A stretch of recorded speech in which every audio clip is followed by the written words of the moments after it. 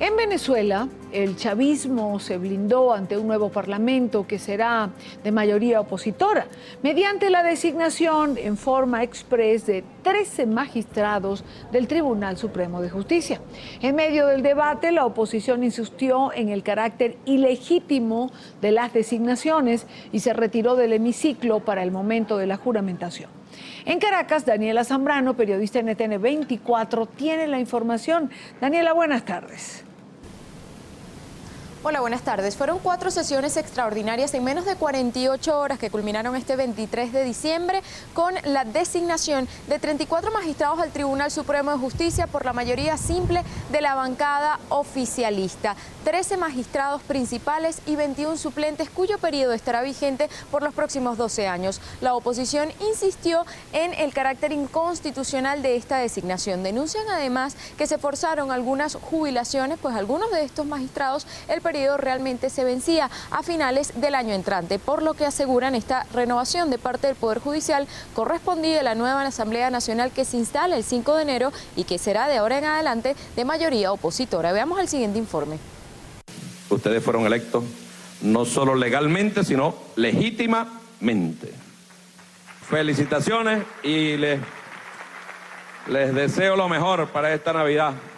En 4 sesiones extraordinarias realizadas en menos de 48 horas, la bancada oficialista del Parlamento designó a 13 magistrados y 21 suplentes que asumirán el cargo durante los próximos 12 años. Vamos a juramentar. Los diputados y diputadas que estén de acuerdo con la designación de los magistrados y magistradas principales y suplentes leídos por el señor Elvis Almorozo, hacerlo con la señal de costumbre. Aprobado por mayoría constitucional. Juristas destacaron el carácter inconstitucional de las designaciones que aseguran nacieron de jubilaciones forzadas. Esta elección de los magistrados está hecha de una manera apresurada, contraria a la ley y a la Constitución. La Constitución tiene una norma expresa que dice que los magistrados terminan su periodo y que luego serán sustituidos. Ellos podrán decir, bueno, están terminando el periodo, sí, lo están terminando, pero de una manera forzada, y a la vista está que es tan forzado que tienen que poner a trabajar a la Asamblea Nacional hasta el día anterior a la entrega a los nuevos diputados electos. En medio del debate, diputados opositores denunciaron la pretensión de la administración de Nicolás Maduro de mantener el control en el Poder Judicial luego de que perdiera el Legislativo en las urnas. Incluso instaron a los jueces postulados a no prestarse a violar la Constitución. No se conviertan ustedes, magistrados, en jueces del terror. El procedimiento en democracia es ley y ustedes están violando la Constitución y están violando la ley.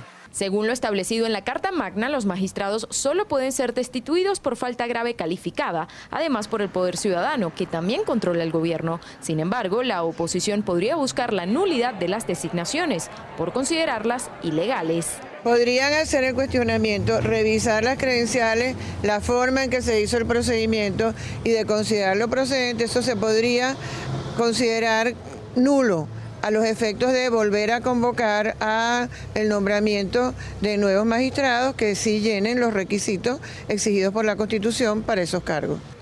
Entre los magistrados designados para presidir la Sala Constitucional destacan Lourdes Suárez, hermana de Danilo Anderson, fiscal asesinado en 2004, y Calixto Ortega, militante del partido de gobierno y quien se desempeñaba como cónsul de Venezuela en Nueva York. Durante las sesiones extraordinarias, el presidente del Parlamento desestimó una reciente demanda en su contra y en contra del presidente Nicolás Maduro por rebelión civil. Juristas lo denunciaron por amenazar la instalación del nuevo Parlamento y pretender arrebatarle competencias mediante la instalación de un parlamento comunal inexistente en la Constitución. Juristas han insistido en que la oposición podrá declarar la nulidad de este proceso y convocar a una nueva selección de magistrados. La Asamblea Nacional vigente podrá sesionar mediante la comisión delegada del Parlamento que quedó instalada el pasado 23 de diciembre hasta que asuma la nueva Asamblea Nacional el 5 de enero. Con esta información desde Caracas yo me despido. Volvemos a los estudios de la tarde fin de semana. Gracias a Daniela Zambrano. Quiero saludar en Venezuela a Andrés Velázquez, diputado opositor reelecto a la Asamblea Nacional. Andrés, gracias por acompañarnos, gracias por estar con nosotros. Gracias, Idania, y un gran abrazo para ti y para todo tu equipo de NTN 24. y feliz Navidad para todos. Igual para ti, Andrés, feliz Navidad. ¿Qué intenta el oficialismo con este tipo de nombramientos? Sin duda alguna blindarse y continuar pretendiendo controlar los poderes públicos y desmontando lo que yo he llamado el desmantelamiento de los poderes públicos en Venezuela. De eso se trata. Yo esta sesión del pasado miércoles la califiqué como una sesión del miedo, porque ¿de qué manera puede interpretarse, Idania, que un gobierno y unos diputados y un partido de gobierno que pasó 17 años metiéndole miedo a los ciudadanos por diversas vías, aterrorizándolos, atemorizándolos, bueno, de repente en una sesión atropellada como esta que pudimos ver, donde no se guardaron ni formas ni normas constitucionales de ningún tipo, bueno, sencillamente de forma atropellada vinieron a designar magistrados. Eso es con el único propósito de protegerse, de blindarse frente a investigaciones, frente a las decisiones que pueda tomar la Asamblea Nacional, por ejemplo, ya juego adelantado cantado por Maduro, que dijo que frente a una ley de amnistía que promoviera la Asamblea o que aprobara la Asamblea Nacional, pues sencillamente él no la firmaría, no le daría el ejecute y se la devolvería, y esto por supuesto tendría que ir a parar a manos del Tribunal Supremo de Justicia, y por esa vía él pretende controlar, ponerle una camisa de fuerza, amarras a las decisiones democráticas, legítimas, constitucionales que tiene derecho esta nueva mayoría en la Asamblea. Ahora, sin embargo, Diosdado Cabello utilizó términos como constitucional, legal, legítimo en el nombramiento de estos magistrados. ¿A quién se pretende engañar, Andrés? Así es. Yo creo que esta gente pretende tapar el sol con un dedo. Los nombramientos son inconstitucionales. Los nombramientos son ilegales, los nombramientos son prácticamente nulos, y como quiera que la Asamblea tiene la tutela de esas leyes y de esos nombramientos, pues sencillamente perfectamente los puede revisar. Y tenemos, bueno, toda una batería de argumentación desde el punto de vista de violación constitucional. Primero, porque no se cumplieron los lapsos. Segundo, porque el artículo 37, ordinal 5 de la propia ley del Tribunal Supremo de Justicia, que especifica y exige que no pueden tener militancia partidista, pues estos tipos llegaron al descaro, al cinismo, Idania, de sacar a un funcionario de gobierno como Calixto Ortega, por ejemplo, y nombrarlo magistrado del Tribunal Supremo de Justicia. Sacaron parlamentarios en ejercicio que incluso votaron en la misma sesión de ese día para ser nombrados como magistrado. Incluso tenían a Elvis Amoroso, que no llena ninguno de los requisitos exigidos, tales como, por ejemplo, ser graduado por más de 15 años o por lo menos tener graduado 15 años de abogado, o ser docente durante un lapso mínimo de 15 años, o haber sido juez de la República, y este señor ni siquiera alguacil de un tribunal ha sido, de tal manera que sencillamente ninguno, si auditamos de verdad los expedientes de cada uno de ellos, yo creo que nos vamos a llevar extraordinarias sorpresas, porque quizás hayan excepciones, pero estoy absolutamente seguro que la mayoría responde solo a un interés partidista que tenía el PSV para controlar el Tribunal Supremo de Justicia, cosa que estamos obligados a revisar. Nosotros tenemos un mandato, un clamor del pueblo venezolano, y de qué manera, con las 2/3 partes, de forma monumental, contundente, para que no quedara dudas, y eso nosotros lo vamos a ejercer a plenitud, y ese mandato que tenemos precisamente es un mandato de recuperar la democracia, de recuperar la institucionalidad, de un cambio en la política, porque definitivamente Venezuela está, diría yo, en medio de toda esta crisis institucional, política, de democracia, bueno, también estamos en medio de una crisis o en la antesala de una crisis humanitaria. Y Dania, yo no sé si tú sabes, aquí no hay comida, no hay. Ya de nada sirve hacer cola porque no se encuentra comida. Aquí no hay medicinas, aquí no hay vacunas para los niños, aquí no hay vacunas para la tuberculosis, aquí no hay retrovirales, aquí no hay medicamentos para el cáncer, aquí no hay nada ni para un dolor de cabeza, y esto es un asunto sumamente grave que nosotros tenemos que atender, porque lo que tenemos que atender o lo que tenemos que representar, que fue ese mandato que nos dio el pueblo, es precisamente el dolor y las necesidades de la gente. Eso tenemos que representarlo, y allí no habrá nada que pueda mediatizar ese compromiso que tenemos. Claro, evidentemente sabemos y lo vemos a través de los reportajes que hacen nuestros corresponsales en Venezuela, de la escasez absolutamente de todo y a todo nivel. Ahora, el gobierno insiste en enfocarse hacia la política en lugar de atender lo que son las necesidades básicas de los venezolanos en este momento. Y cuando digo se enfoca la política, con el nombramiento de estos magistrados, por ejemplo, tengo entendido que de igual manera se dio a este Parlamento comunal la mitad de las instalaciones del Congreso. Es decir, el gobierno está planteando cero convivencia a partir de enero. El gobierno va a intentar que esa Asamblea Nacional con mayoría calificada de la oposición, Andrés, no exista. Bueno, eso es lo que ellos pretenden, pero se equivocan porque no lo podrán hacer. Nosotros vamos a ejercer ese mandato que el pueblo nos dio. Y lo que no entiende el gobierno es que es gobierno. Hay un gobierno que tiene que gobernar y que tiene que dar respuesta a los venezolanos en todas esas materias que te he señalado. Y si no da respuesta, como efectivamente pareciera ser, está desentendiéndose de todo y enfilando todo hacia la política y declarando una guerra a esta mayoría democrática de oposición que tenemos en el Parlamento, bueno, sin tender ningún puente, sin buscar ningún tipo de gobernabilidad, sin buscar soluciones de atención de ningún tipo a esta crisis humanitaria que prácticamente está viviendo el país, bueno, sencillamente eso lo que impone es una sola cosa. Si el gobierno que tiene que gobernar no gobierna, y la Asamblea Nacional, teniendo mecanismos constitucionales y democráticos para resolver la ausencia de gobierno en Venezuela, pues sencillamente lo vamos a hacer. Y lo más probable es que ese gobierno de Nicolás Maduro tenga que salir. Ok.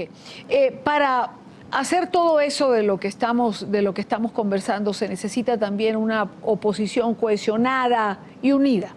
Y yo no puedo, estando conversando contigo, no puedo dejar de lado un tema que causa irritación, molestia, dentro de lo que es los venezolanos que votaron y dieron esa votación importante a la oposición para que hoy tenga una mayoría calificada. Es decir, si uno va a las redes sociales y va a los medios de comunicación internacionales, por supuesto, lo que estamos viendo es un intercambio entre factores de la oposición, criticando lo que fue la salida en su momento, que digamos estuvo apoyada por Leopoldo López, hoy preso, por Antonio Ledesma, hoy con arresto domiciliario, por María Corina Machado, que tiene prohibición de salida del país. Si fue correcta la salida, si no fue correcta la salida. Es decir, en este momento, cuando Venezuela tiene que estar pensando cómo defiende la República el próximo año ante los ataques del oficialismo a lo que tiene que ser la Asamblea que por votación se eligió, es decir, ¿cómo va a estar la oposición o factores de la oposición en este intercambio que finalmente los venezolanos no entienden? ¿Dónde está la unidad de la que se habla y la que se necesita? Bueno, muy bien que tocas este punto, porque este es un punto sumamente delicado y yo no quiero agregarle más leña al fuego. Yo he estado observando, mirando estos estas discusiones cruzadas que se dan a través de las redes. Bueno, lo que yo puedo decirte y compartir contigo, Idania, y esto no presupone en modo alguno un ataque nuestro, en mi caso o en el caso de la causa R o de mi persona, hacia los factores de unidad. Nosotros, más que nadie, hoy día debemos procurar que esa unidad que ganó, por la cual votó el pueblo venezolano, se mantenga graníticamente firme en el tiempo, compacta, dura, y yo creo que esa es parte de la responsabilidad y creo que es parte de la madurez. Aquí debe haber madurez política frente a este momento histórico que vive Venezuela, la madurez de nuestra dirigencia política. Yo apelo a eso, porque más allá de quién encabece o no la Asamblea Nacional, la presida en este primer año, a mí me importa muchísimo la unidad que tenemos que preservar como un objetivo superior, diría yo, porque salir de este trance, de esta catástrofe que vive Venezuela, salir de eso requiere de la unidad de todos los venezolanos, no solamente de los factores de oposición. También tenderle la mano a aquellos que no votaron por la tarjeta de la unidad, también tenderles la mano para que vengan aquí, para que nos acompañen, porque en la recuperación y reconstrucción del país no puede haber exclusión de carácter político de ningún tipo, y es la lección que nosotros tenemos que dar. Pero eso requiere entonces madurez política de nuestra dirigencia. Yo creo que debe cesar ya ese ping-pong, ese torneo que hay allí, porque el pueblo no es estúpido. El pueblo sabe de repente qué hay detrás de todo esto o qué se está jugando, y en consecuencia podríamos generar decepciones que yo creo no es lo que está planteado. Cuidado con eso. Yo en mi caso, y te lo digo en lo que responde o en lo que me corresponde como dirigente político en este país, bueno, haré todo el esfuerzo, necesario esfuerzo, la contribución necesaria, toda la que tenga que hacer y la que sea capaz de hacer y lo que sea posible hacer para que en Venezuela seamos asertivos, las decisiones se tomen en unidad, la conducción que tenemos que dar a esta Asamblea Nacional debe ser impecable desde el punto de vista democrático y desde el punto de vista de el acierto y calidad política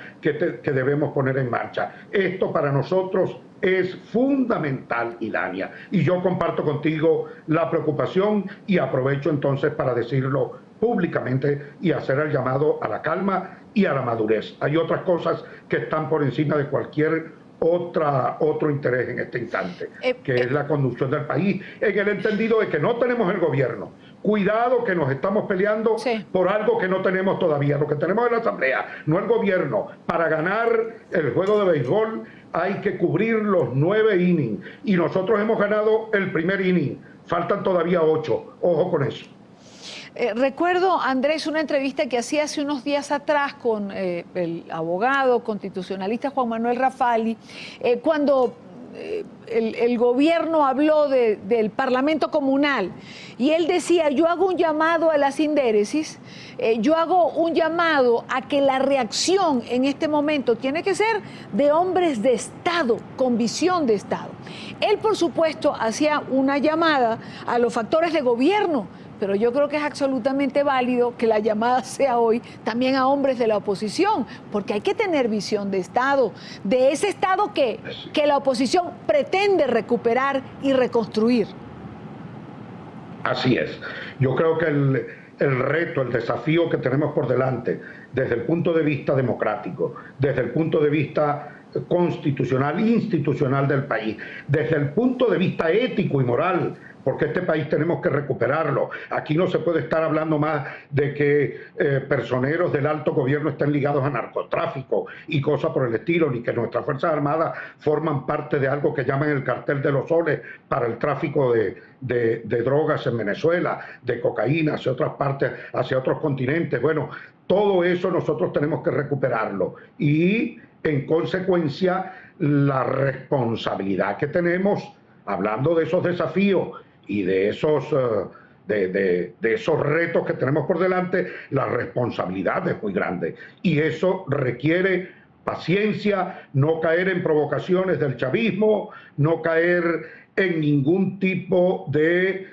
pretender devolverle las acciones de abuso de poder que ellos hacían o cometían en el Parlamento. Bueno, repetirlas nosotros, todo lo contrario. A Diosdado Cabello, una vez que lo bajemos de allí, de esa directiva, pues sencillamente hay que darle lecciones de democracia, encerrarlo en un cuarto y ponerle una de esas planas que le ponían: yo debo aprender a ser democrático, y que lo escriba 1.000.000 de veces, y eso solo lo podemos hacer con él, una dirección y una dirigencia democrática, con acierto, sin vanidades, sin prepotencia, pero eso sí, con toda la firmeza del caso, con todo el carácter del caso, para poder cumplir a cabalidad el mandato que el pueblo nos dio.